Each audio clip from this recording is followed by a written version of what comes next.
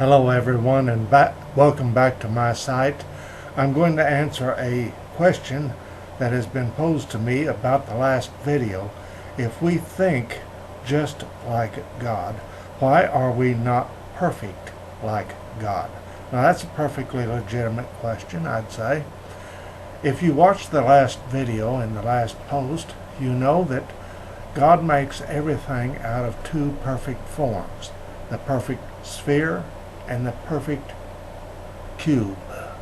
Now these two forms are sort of like the letters of the alphabet when it comes to forms in nature, ideas, trees, bushes, lizards, animals of all kinds, and people.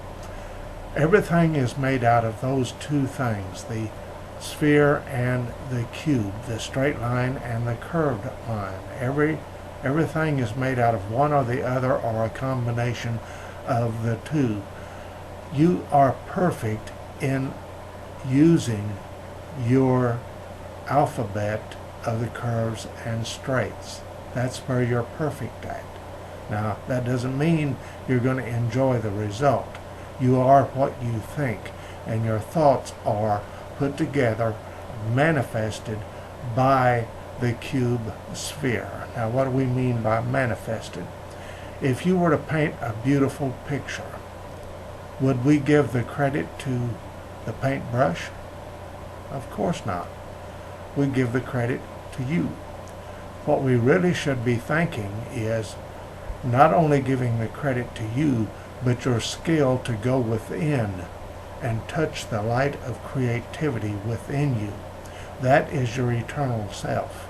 And that skill will help you more in life than anything else, because nothing else is with you 24/7 throughout your entire life. It's closer to you than your breathing. It is. And the more you use inner thinking in the cubes and in the spheres, in the cube straight lines and the spheres, you will begin to develop a knowing, and you'll begin to develop a dependency on that knowing. You will depend on it so much that you'll be able to flash off into it immediately. And sometimes people call you absent-minded. Actually, you're fully minded, and you're absent of sensing at that point, which is a very good thing to do. You're drifted off into your imagination for temporarily to talk things over, to have a conference with your inner self. That's what is meant by why are we not perfect. We are learning from the inner one how to perfect and how to balance our lives with proper, balanced, ecstatic thinking.